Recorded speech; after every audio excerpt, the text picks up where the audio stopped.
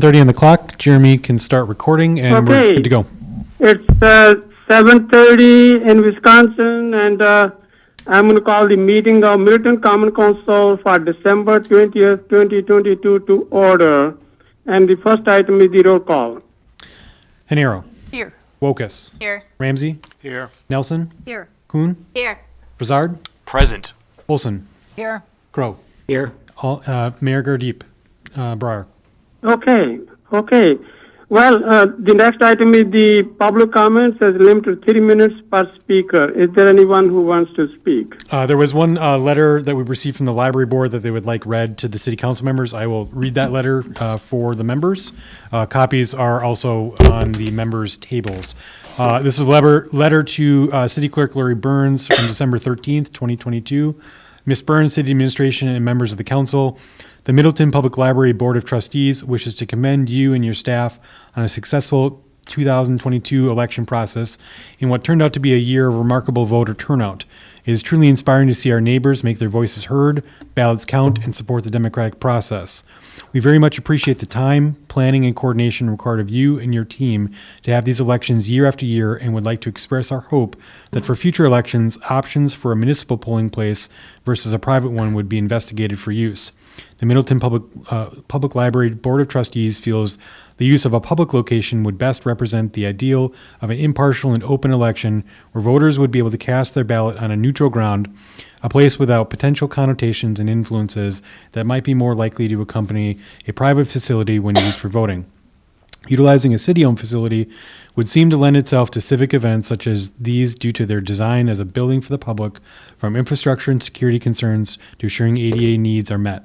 It is our hope that the potential to utilize more public versus private buildings is evaluated again for future elections. Thank you again for all of your work and consideration of our request. The Middleton Public Library Board of Trustees. Gene Phillips, President. Teresa Kim, Karine Kari, Art Waldman, Randall Crow, Mary Beth Policy, Dan Barker, Laura Phelan, Franz Varga. And I believe that is all we have for public comment for this evening. Okay. Is there anyone else who wants to speak? From the audience? Okay. Well, I have a comment to make. As a mayor of the city of Middleton, I wish everyone happy holidays, Merry Christmas, and wonderful New Year of 2023. This is a great city. It's a time for celebration. Thank you to everyone. Okay, so the next item is the presentation by Elevate Energy and Sustain Dane. This is the Energy Efficiency Navigator Program and Affordable Housing.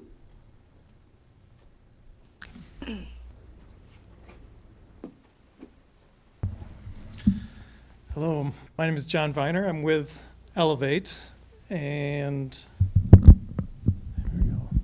Turn it on. Thank you.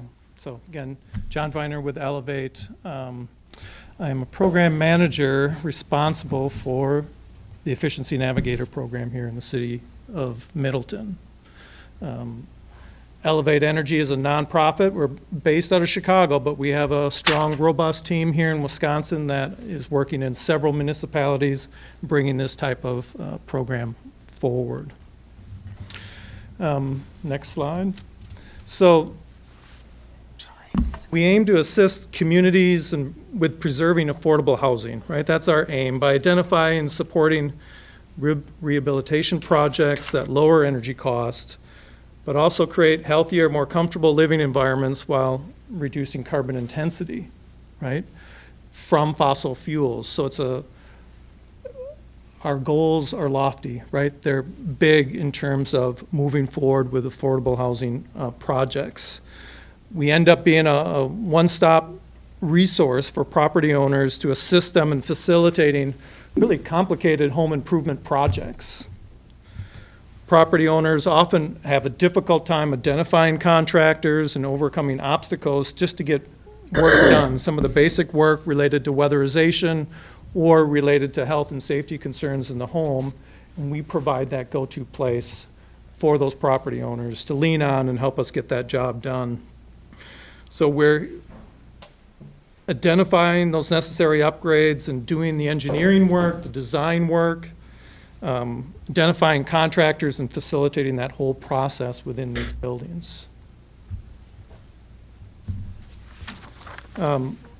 Really, this effort that Elevate and other nonprofits have put forth, there's a handful in the U.S. that are moving forward targeting what we're calling NOAA housing stock, naturally occurring affordable housing, or simply unsubsidized housing stock that is often owned by property owners that own a property or two. Maybe it's a second job for them often, right, in terms of how they have their full-time job, they also manage projects, they're trying to pay good attention to the property and treat the tenants well, keep the community strong and healthy with their investments, right? And it's not an easy thing for them to do, and it's not something that they always make money on, right? It's something that often we find through our efforts in the city of Madison that these property owners, they care about giving back to the community, and that's why they're there, right? So it's really important for them to provide a means for affordable housing, and it's not always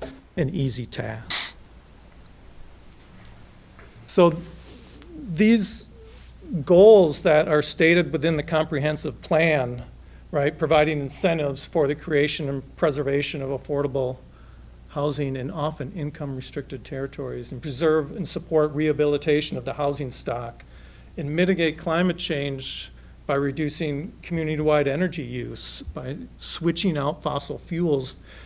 This is our program, right? This is what we assist communities to do and municipalities to do. So yes, we save tenants money, but our lofty goal and comprehensive goal that it takes a long time is to start achieving these goals that are here. And that's why we're here to help, whether it's a city government or community that brings us forward, we take that on, right?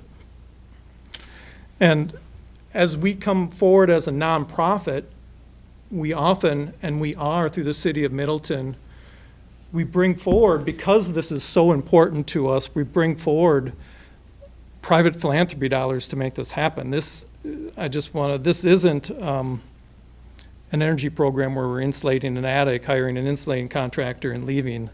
This is much broader than that, and that's a message that I really want to get across, that's why we come forward, and I think it's over 50 cents on the dollar that we bring forward to many communities to achieve these sustainability and climate-related goals.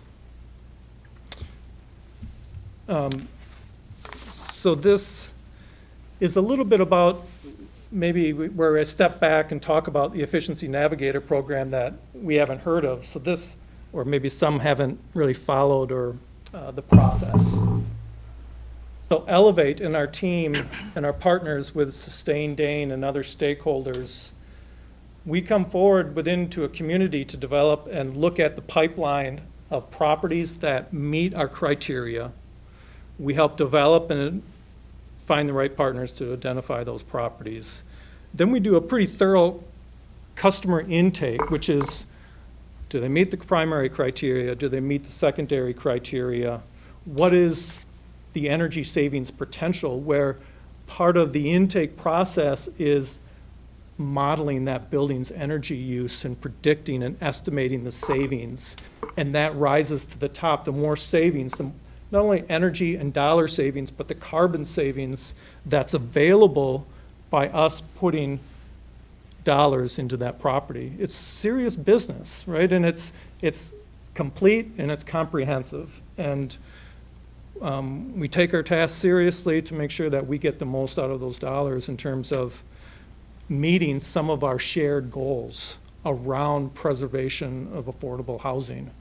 So the customer intake, whether it's interviewing the property owner, doing the analysis up front, going on site, doing the analysis, doesn't mean the property has been selected for any improvements. I'm going to go out there, collect the data, do the potentially mechanical engineering, electrical engineering, plumbing engineering with the support of my team to help manage a full construction project that anytime you touch one part, if you're gonna do mechanicals or you're gonna do weatherization, it affects another part in that building, and if you don't take that whole house approach, you end up missed opportunities. So it's really important for us to take that broad approach. After we do that analysis in the intake, it is about product selection. Somewhere along the line, we're gonna get more applicants for this program than we can afford, and we will rank them. And it won't be an Elevate myself making hand selecting. This is coming back to our stakeholders and partners that we've identified that are gonna make that decision with us based on our approved criteria. And then the project planning, this is, if anybody's managed a construction project, right, the planning that goes up front, and they have 3, 4, 5 different contractors that have to get in there in the correct sequence, that's what we manage, right? This is, again, it's important to get energy savings in that financial question of how much money we're putting towards each and every property and how much money the tenants are saving. But how do you put a price on those, our overarching community goals, right? That's really where we're after.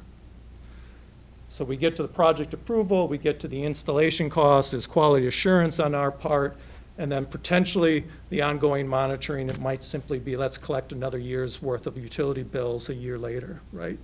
And look at how did we affect that building. I feel like asking if there's any questions at that point. Otherwise, I'm going to Yeah, the next one. yeah, I have a question for you. So that is, we have had discussion on this at the city council more than once.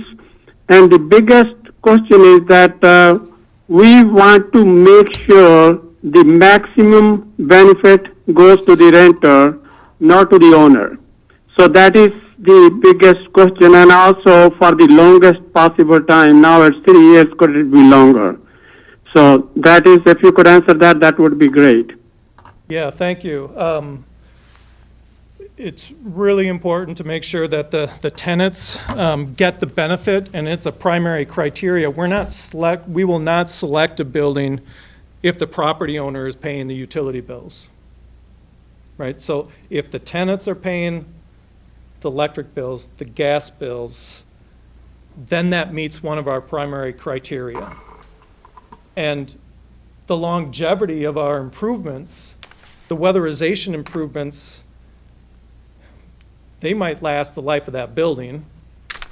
Maybe they'll degrade a little bit over 20, 30 years. They're not going to be, their house will get a little leaky with more shifting. Maybe the insulation value goes down a little bit. For the most part, the weatherization package is going to be there. And the tenants, whoever lives there, because there'll be turnover within these rentals, but whoever lives there is going to still see the benefit, not only in dollar savings, but as some of the case studies that are coming up that I'll show, is going to reduce the potential for health risks in the building, increased ventilation, et cetera, and we'll go over some of those. So it's dollar savings, but it's comfort. I mean, we can imagine if one of our houses lost power for 2 days, which happened in northern Wisconsin recently, how warm would your house be at the end of those 2 days, right? Our goal is to button that house up so it stays warmer, the pipes don't freeze, and there's comfort and resiliency within that building.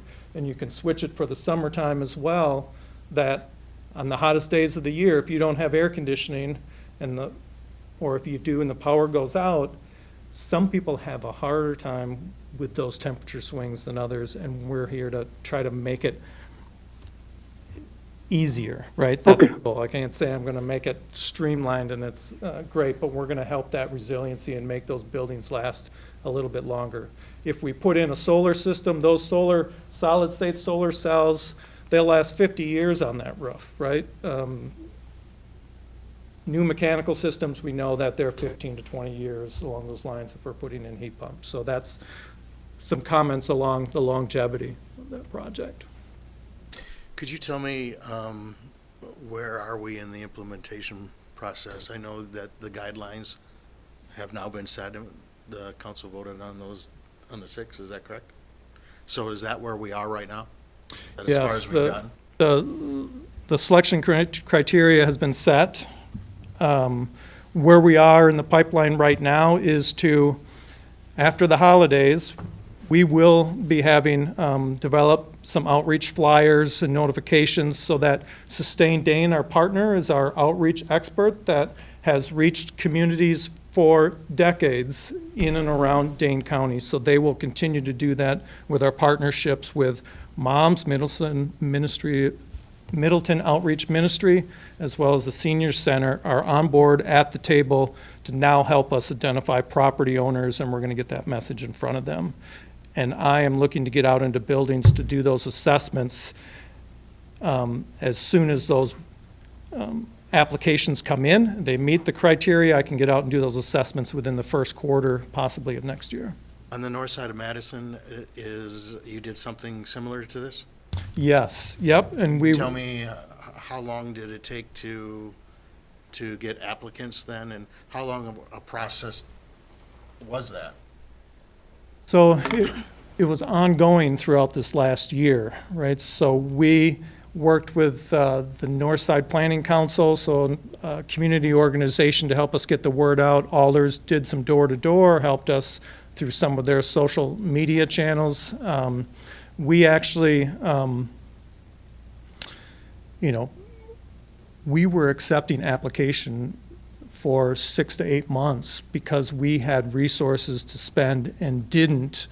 I'll just share, we had more, we thought we might get more applicants than we did, and it wasn't as easy to identify those property owners as we anticipated. That's why we're gonna do that. We're hoping that's a little bit better process through our partners, where we anticipate a greater applicant pool in the city of Middleton than we did on a smaller geographical area on the north side of Madison. Yes. Okay. More questions? Yes. Do you anticipate that this could expand beyond just workforce housing rentals and into homes with, seniors who have very restricted incomes and their houses are kind of not kept up? Yeah. It certainly could.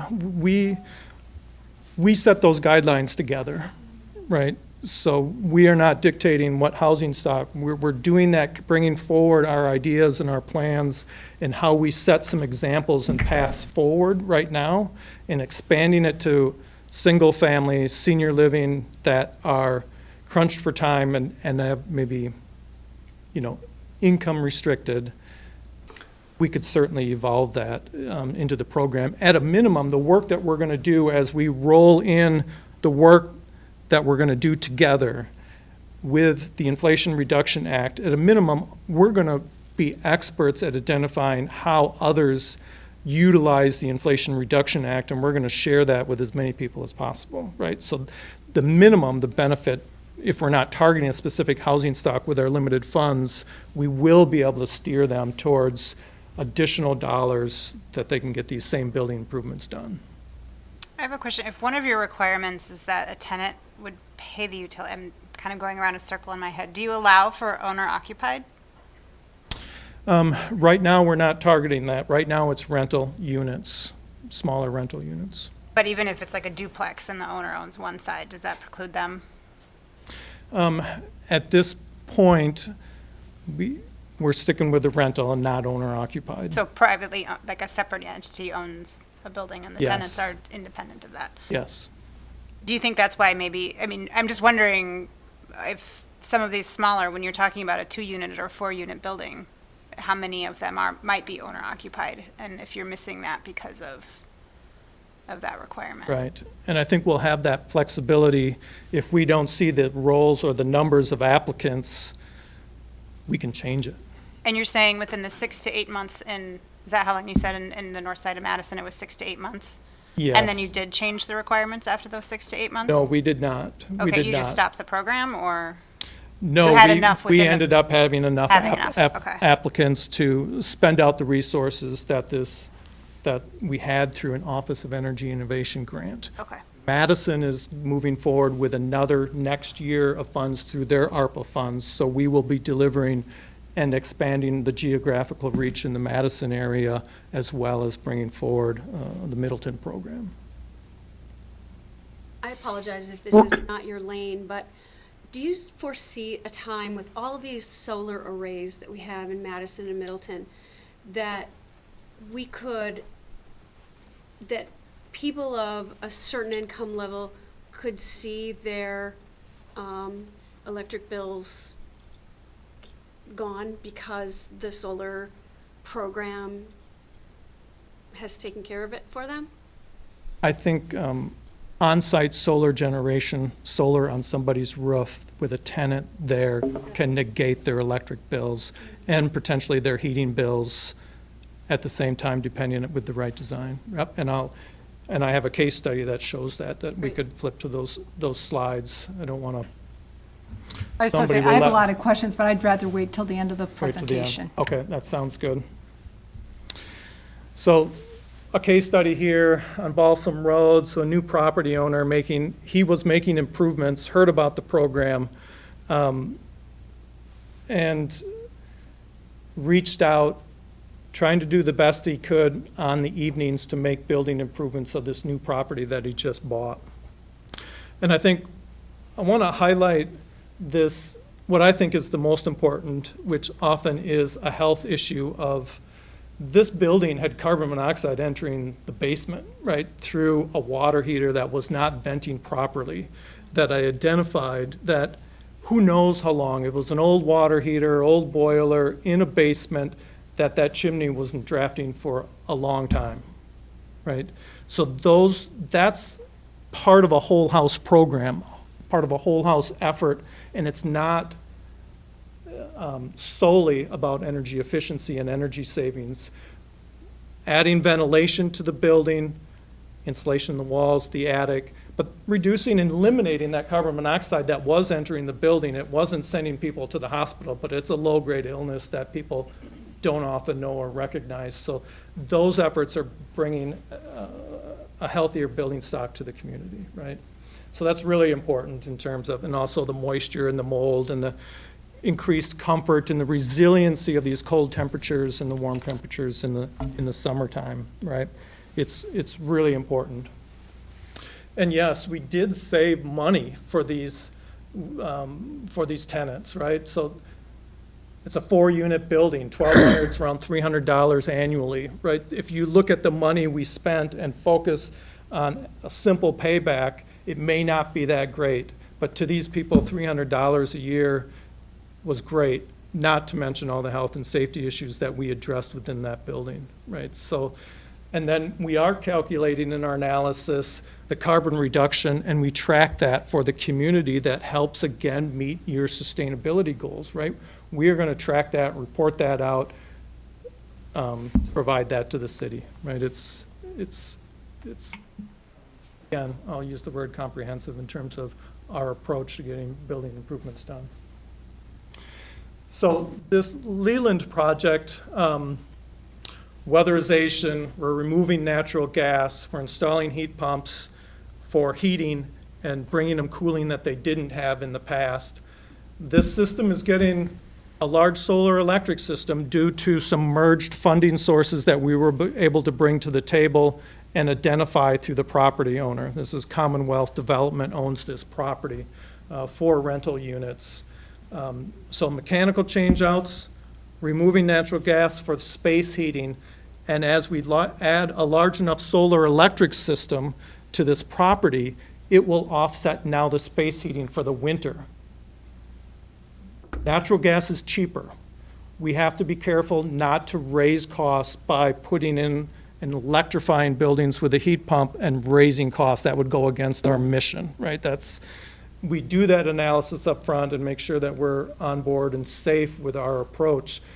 That's why if we have a solar electric system on board, we can electrify some of these end uses, which is heating. Potentially, we haven't done induction stoves. We haven't moved forward with electric lawnmowers. Some of these things around beneficial electrification are all coming. they're following electric vehicles. This is a movement that, as HVAC contractors, they will be electrifying homes with their mechanical system, just like our children will be driving electric vehicles. It's coming, right? So we're getting ahead. Middleton is a leader. We're making that happen and setting some examples. And by the way, we did save money, right, as we move forward with this preservation of affordable housing. And this is a bigger savings, right? If we can offset 100% of we still have natural gas in the building, so the biggest bill will be the customer service charges to have the meter there, right? That MG&E will not remove for us, and we'll still have this, in this particular case, we're gonna have a natural gas water heater on hand. So we'll have that service, and they'll still have those service charges. But as we electrify the space heating, really cool that there's enough roof space. This building was accommodating in the solar exposure. Not every building that we select is going to have the benefit of a large enough solar system. One, affordability. We will do our best to continue to merge funding sources where we can, but it does need the solar exposure, right, to make that happen. So really great case study and available in terms of negating those electric bills, right? And So this one project cost $135,000 to do one project. that's right. These 4 furnaces, these are, Four units, okay. yep, and it had 4 gas furnaces that were low efficiency that we changed to heat pumps. So, it's 4 new heating and cooling systems that go into this with the large solar array. So this is a little bit more expensive than we're allocating to our projects here, but I want to bring this forward to bring a realistic picture that these upfront costs to make this happen are real, right? It does take that. The right buildings and the right selection of the buildings are going to allow us to go a lot further than we would otherwise. I have a real quick question on this property. You said it's a Commonwealth Development property. Yes. So Commonwealth is a nonprofit affordable housing developer in Madison. Are you, for the criteria for the people in Middleton, are you looking for sole proprietors, or are you looking for a Commonwealth Development type? Often. And then Yeah. to piggyback on that real quick, I don't want to take a lot of your time, but I have a lot of kind of in-depth questions. Yeah. There's $135,000 worth of improvements on this particular property going into a 4-unit. So my question is, number one, you think you would have property owners knocking your doors down because you've increased the value of the property. So the next question I have then is there any kind of criteria for the property owners? Do they have to meet any kind of criteria that, not all property owners are created equal. Some are mom and pops and don't have the Yeah. budget to do this. Some are going to have the budget to do this, but they're going to own a property that it fits into the criteria. You understand what I'm trying to get at here? Yes, I think so. So, we're asking the property owners in our Middleton program and our Madison program, I guess we would call it a community benefits agreement, 5 years. We look at HUD fair market value rents, and we want them, we ask them, and they must sign an agreement to keep it at this fair market value, right? That's as much of our teeth as we have in terms of we want to get these properties done. Commonwealth Development is a great example from a mission standpoint. So not all property owners are created equal. That's why we need to vet them, have an intake process, and our goal is to work through Middleton Outreach Ministry and the Senior Center and our Sustain Dane to identify the property owners that are going to work with us and are aligned with our mission, right? So that's an element that we pursue, right? And we'll do the best that we can to make sure that those property owners, are in line with our goals. Okay, that's excellent. So are there some more questions? I have one comment, so. Do you have more presentation? No, Okay. I'm done, so happy to field more questions, and Do you have a question? Oh, okay. Yeah, I- comment. I have a, are there some more questions there? Yes, I have some questions. Okay, go ahead, please. Okay. You've been doing this in Madison, and you said they're going to be using ARPA funds. Are they using ARPA funds currently? no. What are they using currently? We received a grant from the Office of Energy Innovation through the state of Wisconsin, through the Public Service Commission. Right, okay. That funded our round in. for And how this much last was year. that for? $250,000. $250,000 for all of Madison? Yes. For the north side, not, Well, So we that's all targeted the the funds you had community. available for Madison. correct. You said other municipalities, are they in Dane County? We are talking to others in Dane County that have interest, but there is no other program moving forward. Okay, so if you have 250,000 and this one building costs 135,000, how many units have you done? We have done, so this cost, the 135,000, I want to clarify, did not all come from the Office of Energy Innovation in our program. We're able to merge $20,000 from different funding sources or more from different funding sources to complete this project. So I want to make sure that I differentiate that. Oh, I'm interested in knowing what other funding sources are available for projects like this also. Yep. So the number of units through the Madison and the Northside Planning Council, we've done 86 units is the number of, that we have work underway in the process, either completed or will be completed in the next month or so. 86 units, not buildings, or 86 buildings. The 86 units was for our Madison program that we're getting work done. For the city of Middleton, we are estimating about 6 buildings and 18 to 24 units. Okay, that's for Middleton, okay. And that's due, there's a difference. It's hard to compare apples to apples because it's not apples to apples between our program efforts within Madison and Middleton. Our goal in Madison was to maybe spend 20-some thousand dollars for more units. We have been working with the city of Middleton to go deeper per building and spend more per building so that we can electrify and get greater carbon offsets, decarbonize, and go further with our efforts with solar electric systems. But the money that's allocated now, that's 300,000, you're saying 6 buildings, at least 6 buildings is going to be the goal. Yes. And that would be 50,000 per building, or just vary from building to building?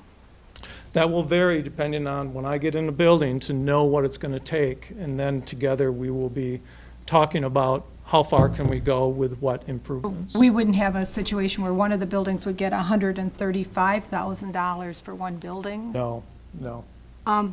You mentioned private philanthropy dollars. What sources are those? Is there something Middleton should be applying for?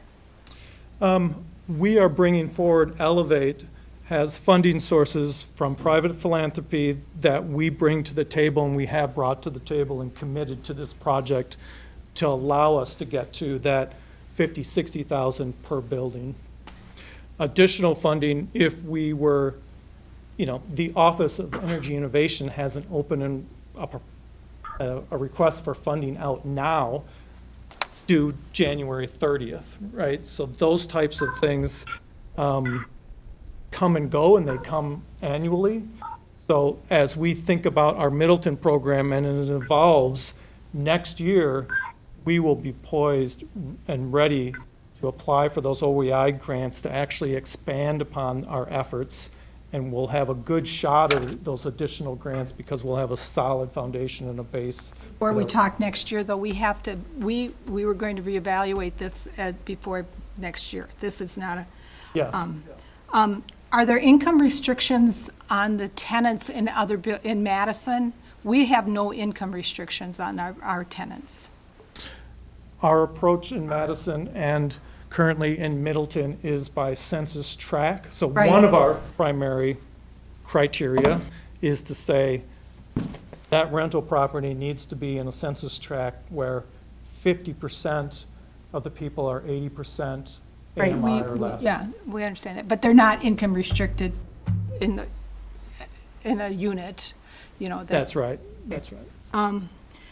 There's some landlords that own multiple buildings. Could a landlord could this be applied to multiple buildings, or is the landlord restricted to only one of their buildings? So that one landlord isn't coming up with 4 or 5 of the buildings and reaping all the reward from this? That's right. So the selection comes down to the selection process that'll be made by our stakeholder team.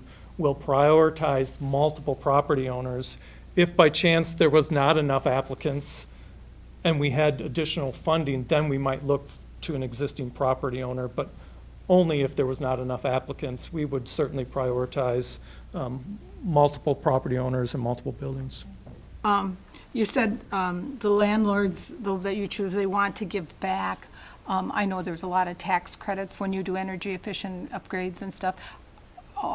Why aren't they taking advantage of some of that before they come in and somebody else has to help them through this process?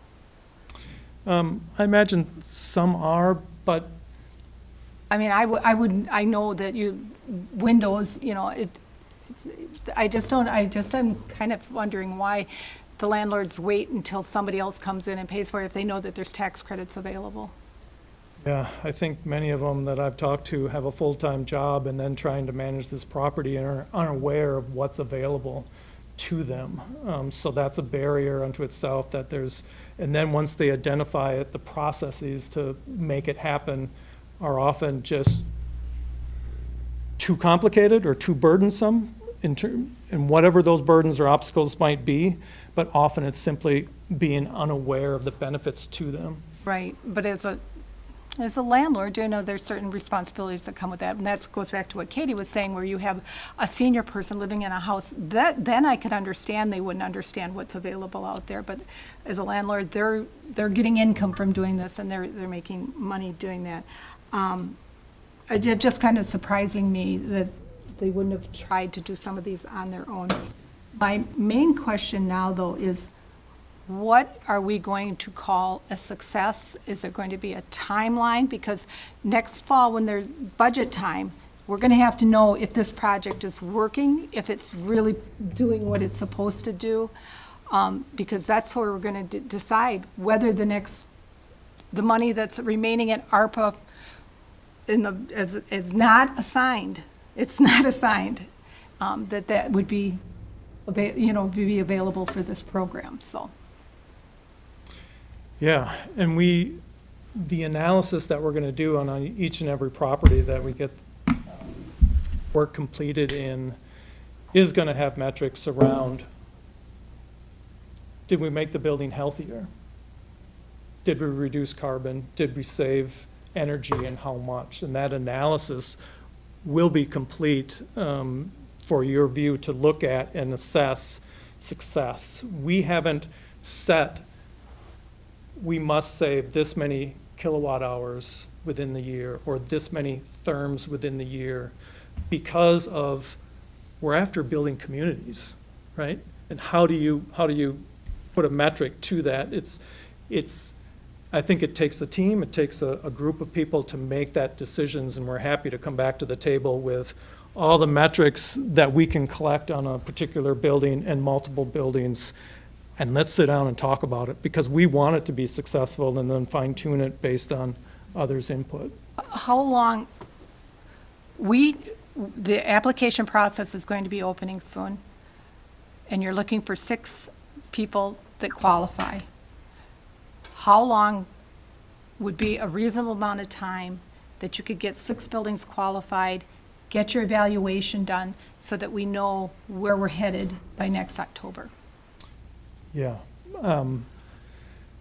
So if I'm doing assessments the first quarter, March, April, we're going to make the selection process April, May, hopefully before June. I mean, so this spring, I want to know what buildings are. I need to get contractors online. I need to get it in their schedule for us to be completing work this summer and the fall, because We have built a great network of contractors.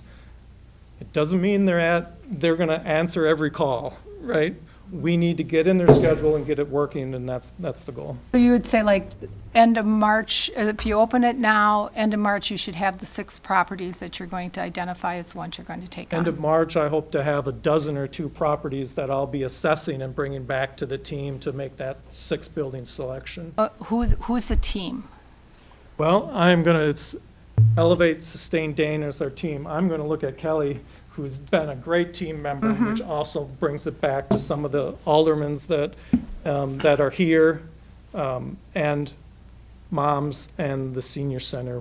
We will be sitting at a table together reviewing our recommendation. So it would be reasonable to think that by the end of March, you would have enough properties that you can select 6 from? Yes. And then have the evaluated and have an idea by October, November, how much are you going to invest in each of these, how much is anticipated for savings on per unit, and that they're locked in for 5 years at the lower rents. Yes, yep. Okay, so I think we are not going to solve all the problems here now. Are there any Mayor- other quick Mr. Mayor, questions? one second. I do have a final comment. Mr. Mayor, 1 second. Alder Kuhn has a comment. Thank you. I wanted to say thank you for this presentation today, especially showing the case studies and giving the overall view. Just for the city council to know, we did a walk around in the district because my district includes a census tract that qualifies.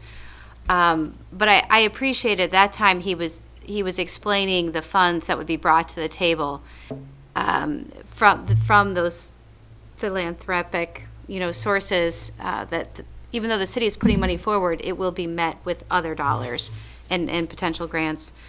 The one thing I pitched at that meeting was, for non-selected landlords, because say we have 24 landlords who say, yeah, I want to be applying and I want to, someone's not going to be selected. A lot of people will not be selected. So one of the things I asked for was, can we, as the city, have a 1-hour Zoom meeting on what these options are? So like he was saying with the, there are credits out there, if you're not working on them, what are some of those things? What can you do yourself? What are some federal funding available? Things like that maybe is not an onus of us to do, but just make them aware. Or if they're trying to work with the city to get code or make sure that they're doing things appropriately, that they just know who to call or what a number is, and be welcoming to them for those future updates on their own terms. And the last thing that really struck me was that in my district, we have about 6 buildings, tall apartments, that are either currently going up, just finished, or just on the border, because some of my border alders have them in their district, but we face them because my district just hasn't been developed. And so where there's a lot of these 2 to 4 units, if a big developer wanted to come in, like T-Wall did down here, and wanted to scoop up a bunch of them, up would go the high rises, and the district would change. Now, am I against big, tall buildings? Not necessarily, but I hear from constituents all the time at doors, why are there so many tall buildings? And I think this is just a one-time chance to take a look at what we have, try out some technology, see what works, and have some guidance towards those IRA funds coming for single-family homeowners and for others, and share our best practices. And for that, I want to say thank you. I had one last scribbled note here. Do they ever do shared costs, like matching funds with the landlord? Do you put in this much and the landlord matches it? Yes, that has happened. And it's happened where there's been, the building has structural issues, moisture, mold issue, has repairs that are needed, a leaky roof, et cetera, that we will not put money into a building that Right. has these. So that's where we've Money after asked the bid, property yeah. owner to come in. If you want these towards energy efficiency, they have to put money in to make those repairs. Okay, any final questions or comments? Seeing no hands. Okay, are there any final questions or comments? No.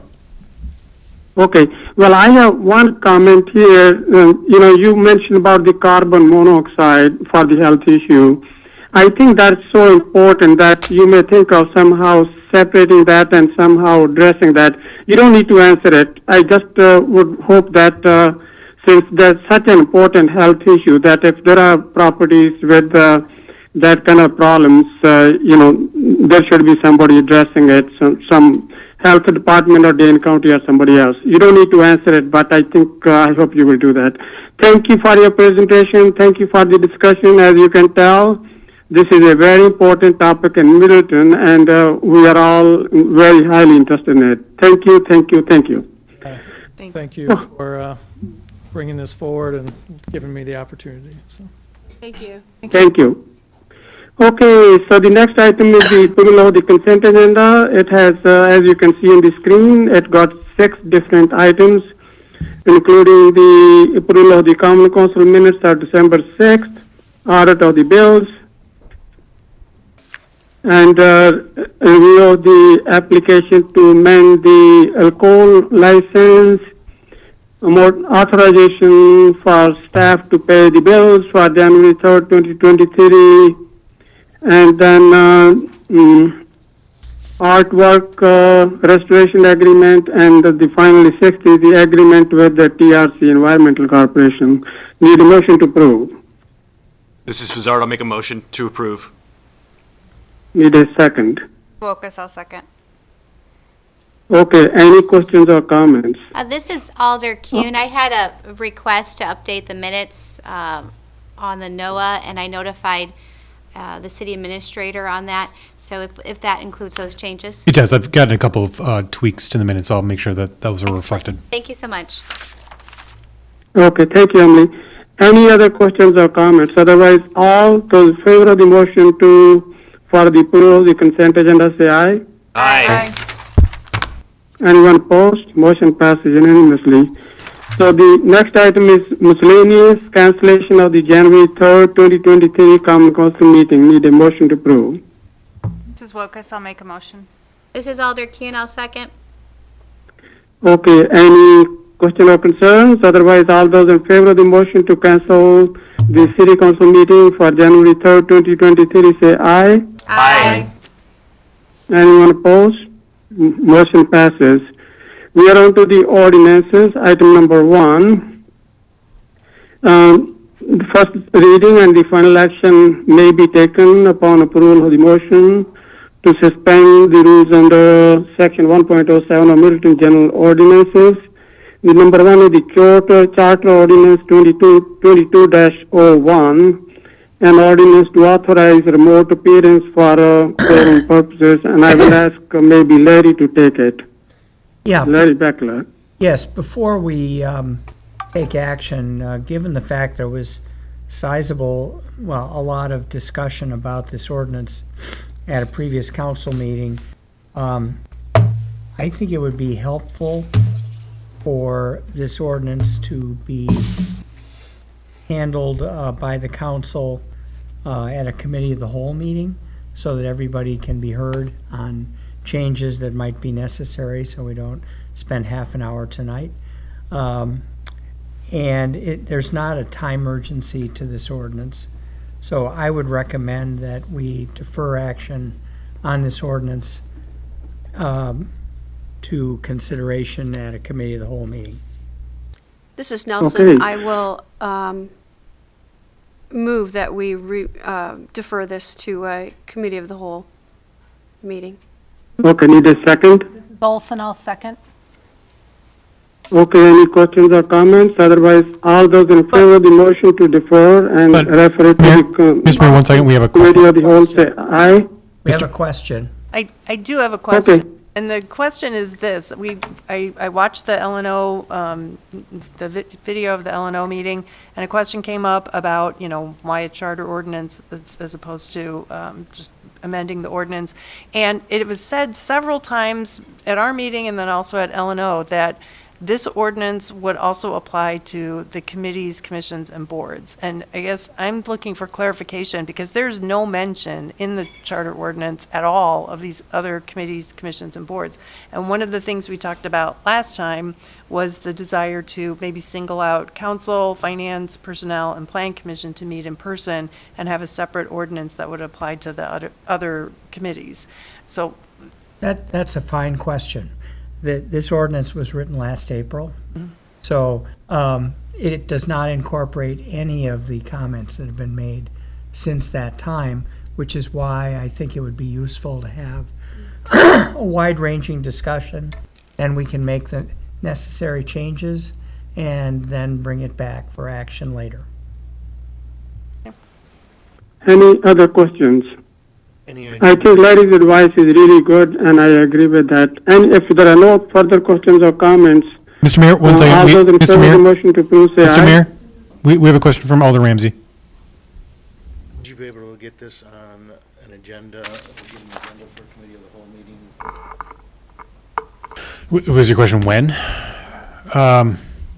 Depending on what other things we might have for the end of January committee of the whole, it could be part of that.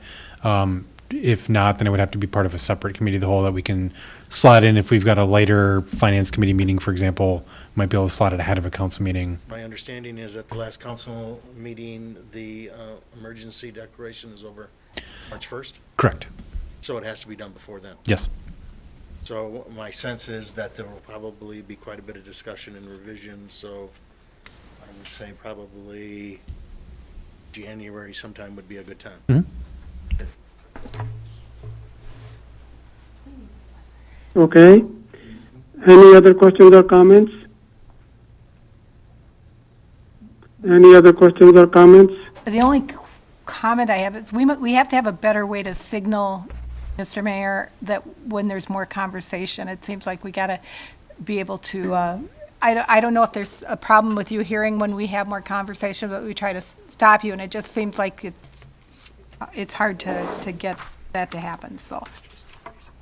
I don't know if there's a better way to signal, or else we might have to change up the. Agree, so. Okay, if there are no further questions or comments, all those in favor of the motion say aye now then. Aye. Anyone opposed? Motion passes. We are on to item number 2. This is an ordinance to amend the fee schedule related to the planning, zoning, land decisions, and sign permit review fees. This is also Approved by the Plan Commission. Go ahead.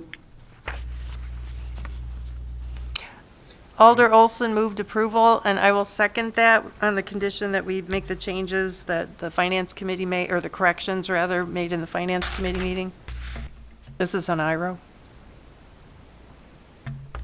Okay. So, all of you read the Daphne's memo. There were small changes made, so that's all included here. Because the nature of the changes Okay. were to adjust a reference to a item in the ordinance that didn't reference back to anything, so just changing that reference to match the correct section. Okay, are there any questions or comments? I have a Are there- request. Can whoever's running if we can move down. I apologize.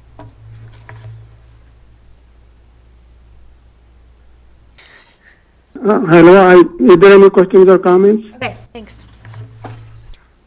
Okay, then all those in favor of the motion to approve the ordinance to amend the fee schedule related to planning, zoning, land division, and sign permit review fees, say aye. Aye. Anyone opposed? Motion passes. We are on to the next item, which is under planning and zoning. So this is the 2022 annual report for the City of Middleton Comprehensive Plan. So it's more for information, Abby, or if Abby is there, or is there any approval needed? At the Plan Commission, it was mainly for discussion. Yes, this is really for discussion only. There's no action that's necessary.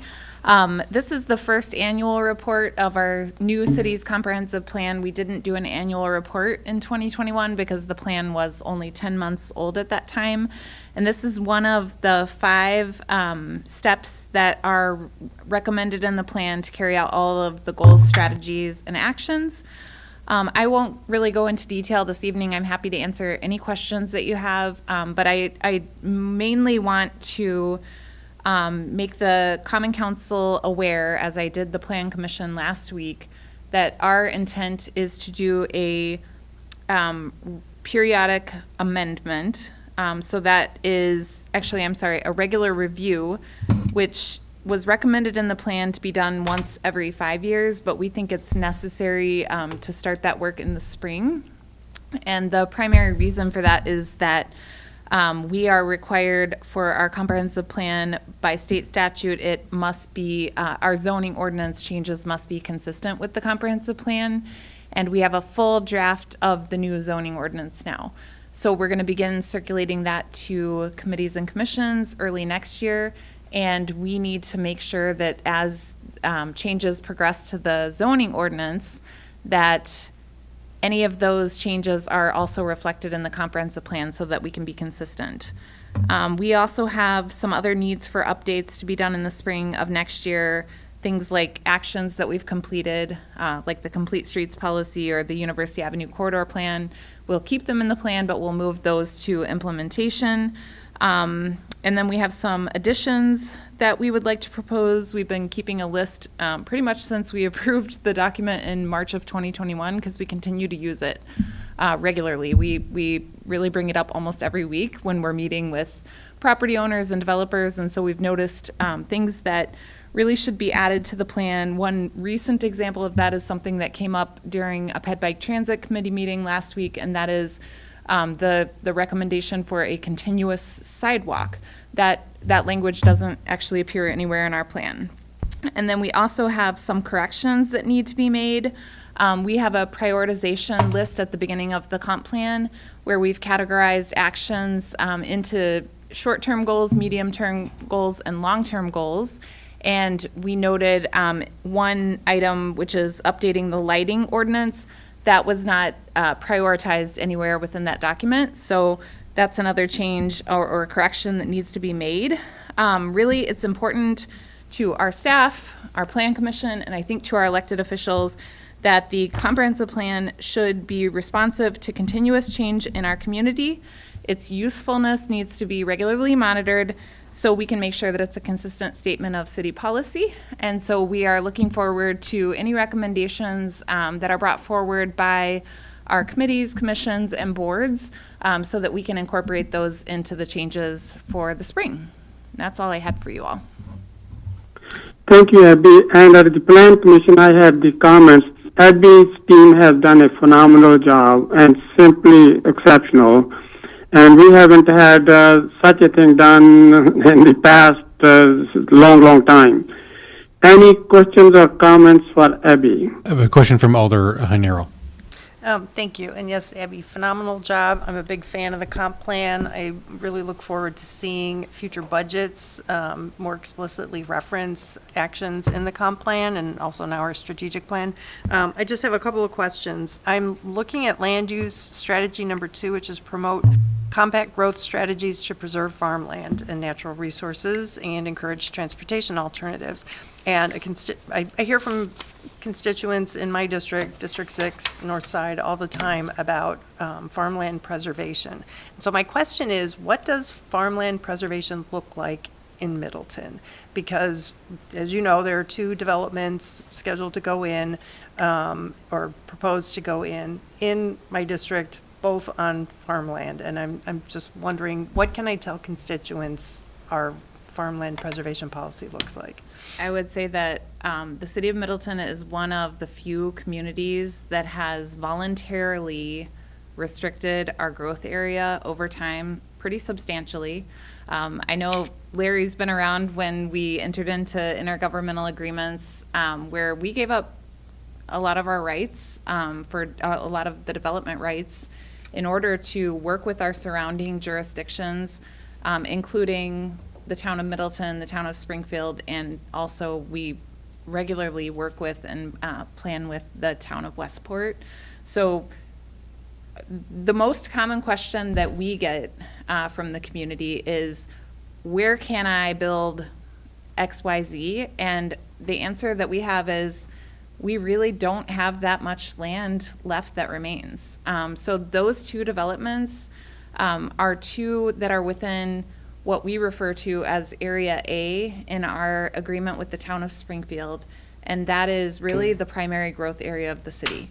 Almost all of our growth area is east of Parmenter Street and north of the developed area in the community.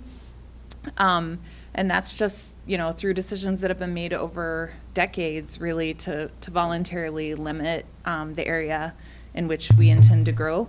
Our agreement with the town of Springfield is, it's valid through 2029, and at least the way that we see it at this point, we don't anticipate meeting the threshold that's required in that agreement for us to proceed to grow into the next growth area, which is identified as Area C in that plan. So really, if you look at the growth that's happened in our community over the last decade, almost all of it has been infill development, growing up rather than growing out. So while I agree with you that Bell Farm and the acre development are both on farmland, there, aside from community of Bishops Bay, there hasn't really been any growth area for single-family housing and other types of housing aside from multifamily apartments. So I think that those two subdivisions are really going to relieve some of the growth pressures that we have that's caused a lot of problems with housing prices. It's not going to solve all of that because it's still expensive to build, and but it'll help a lot. Okay. I have a few other questions. What plans are in the works for growing the Middleton Area Public Lands Endowment? That's a great question. I don't know the answer to it. Kelly might know more than I do because she was previously a member of the endowment. But I'd be happy to research it and get back to you. Okay. And then lastly, the strategy, well, it's Housing Action 4B, encourage MG&E to consider an on-bill financing and repayment program that allows property owners to pay for investments in clean energy upgrades through their utility. And I'm wondering, is there anything that council can do to help move that forward? That's a great question. I would probably want to talk with Kelly a bit offline about it. I know that she has spoken with MG&E representatives at conferences, but nothing formal has been done. And I think we listed that as 0 just because it's really just been primarily conversations at this point, and we haven't really made any progress on that item. Okay. Well, if there's anything you all think of that council can do to help, that would be good to know. Thanks. Okay, any other questions or comments? Okay, there are no other. Could I ask the elders to please, if you kindly speak in the microphone? Thank you. Okay, we've exhausted the questions and comments, Mr. Mayor, so we can move on to the next item.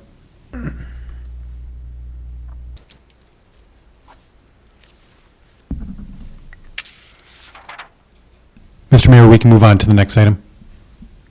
Are there any other questions or comments? No, Mr. Mayor, there are not. Brian or Larry, are there any other questions or comments? No, there are not. They not.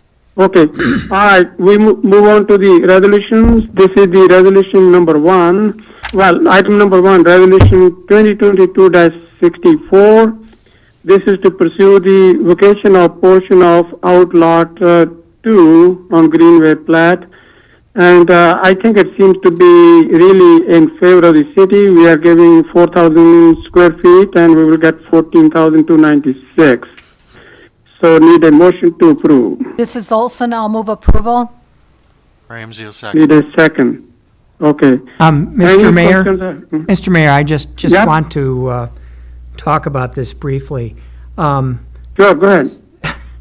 This fairly simple land swap is enormously complicated thanks to the Wisconsin statutes. The statutes are very, very opposed to getting rid of any parkland, no matter what it is. And the way it is done is through a circuit court action.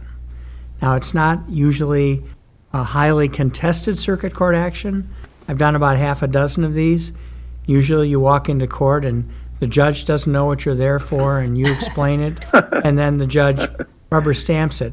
But this is a 6-month process, and that's assuming nobody objects. I don't know why anybody would. The second thing about it is, as I understand it, there has been discussions between Matt Fleming and LZ's attorney, and ordinarily these things are handled, since this is something that LZ wants, that we would bill the city but get reimbursed for it by LZ. So it'll not have any net cost to the city. And you understand, we have to write a bunch of documents, we have to go to court, we have to publish notices. It's a big deal. Well, it's a small big deal. But in any event, it won't cost the city anything in the long run. Thank you, Larry. Any questions for Larry? I saw the circuit court. I said, wow, boy. Okay, if there are no questions, all those in favor of the motion to approve Resolution 2022-64, say aye. Aye. Anyone opposed? Motion passes. We are on to item number 2, which is the Resolution 2022-67, declaring the end of the public emergency relating to the repairs of the city-owned rail spur at the Golf Green Industrial Park. It was something declared by the Public Works Committee, and the City Council is the one to end it. Need a motion to approve. Mrs. Wilkus, I'll make a motion to approve. Ramsey, a second. Need a second.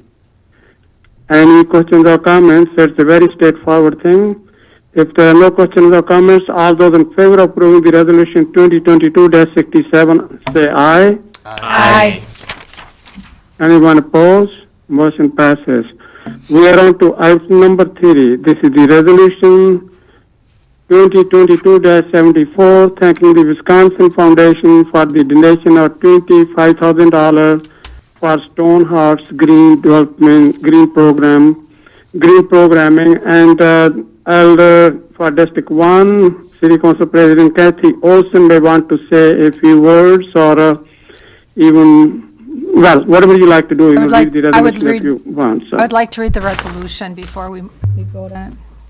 Whereas the Wisconsin Foundation LLC has contributed a donation of $25,000 for the use and benefit of the City of Middleton for purposes of Stonehorse Green programming, and whereas the donation shall be used in the City of Middleton's discretion for purposes limited to event programming, event marketing, and furniture, fixtures, and equipment related to holding events at the Stonehorse Green, but not including city staffing or personnel expenses. And whereas marketing for the event for which this funding is being used shall include acknowledgement of the donor, the Wisconsin Foundation, along with Middleton Center and T-Wall Enterprises, and whereas the City of Middleton shall provide the Wisconsin Foundation with an itemized use of how the funds were spent, and whereas the City of Middleton shall acknowledge the donation with a letter thanking the donor for the generous gift, and now therefore be it resolved that the Common Council of the City of Middleton and Mayor Barr hereby thank the Wisconsin Foundation along with the Middleton Center and T-Wall Enterprises for this generous gift of $25,000 for the Stonehorse Green program. This resolution was adopted at a regular meeting of the Middleton Common Council on the 20th day of December 2022. I would like to move approval. This is Katie, I'll Need second. a second. Okay. So well, thank you, Elder Kathy. Really appreciate that. So, okay, motion has been made and seconded. All those in favor of the motion to approve the resolution 2022-74, say aye. Aye. Anyone opposed? Motion passes. We are on to item number 4. This is the resolution 2022-75. This is amending the 2023 budget for ambulance billing revenue and related counts. This is adding $35,000 to our general contingency and seems like a good idea. Need a motion to approve. This is Haniro. I'll make that motion. This is Alder Kuhn, I'll second. Okay, any questions or comments from anyone?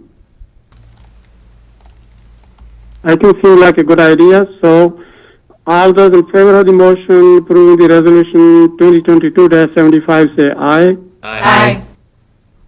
Anyone opposed? Motion passes unanimously. We are on to item number 5, resolution 2022-76, amending the 2023 budget for tax incremental financing district number 5 for a 0.5% fee for arts allocation. This is Alder Kuhn, I'll make that motion to approve.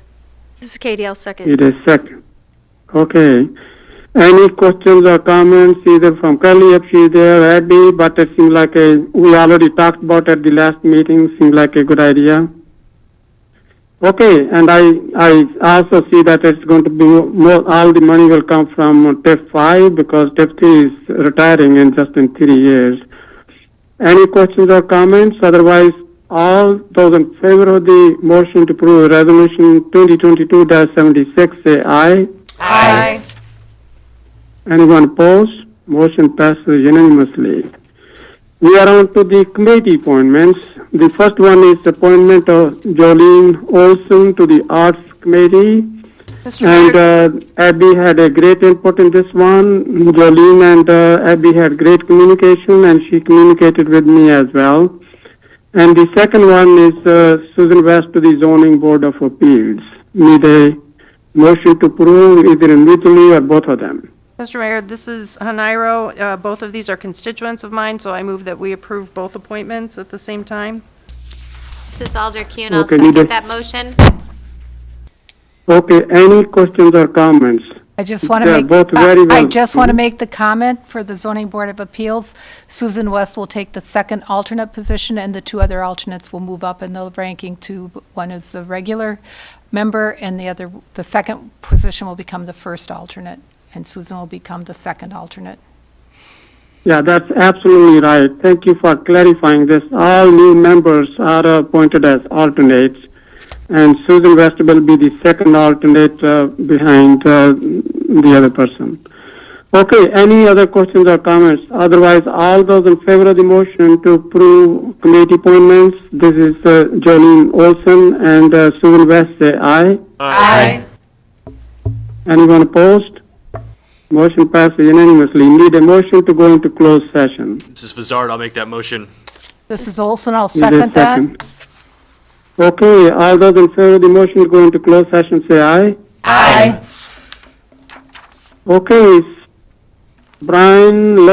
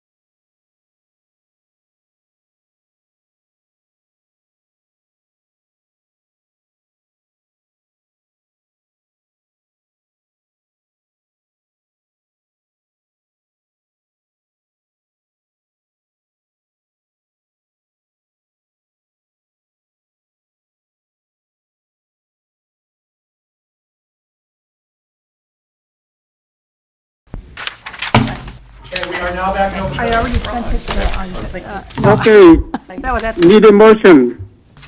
This is Fazard. I'll make a motion to direct the city attorney to serve notice of circumstances as recommended by the city attorney. this is Olson, I'll Just second. second that. Okay, any questions or comments? Otherwise, all those in favor of the motion say aye. Aye. and Iro's present. Anyone opposed? Anyone opposed? I Okay, said I'm, so I said motion I'm passes. present. One present. Nairo voted present. Okay, well, that's good. Passes 7-1. So, all right, the way to go. Okay, thank you Motion to adjourned. everyone. Happy holidays, and thank you for putting up with me, and I need a motion to adjourn. Already got Wish it. you all Okay, all those in favor of the motion to adjourn? Aye. Anyone opposed? We are adjourned, and thank you, and I wish you all a happy new year of 2023.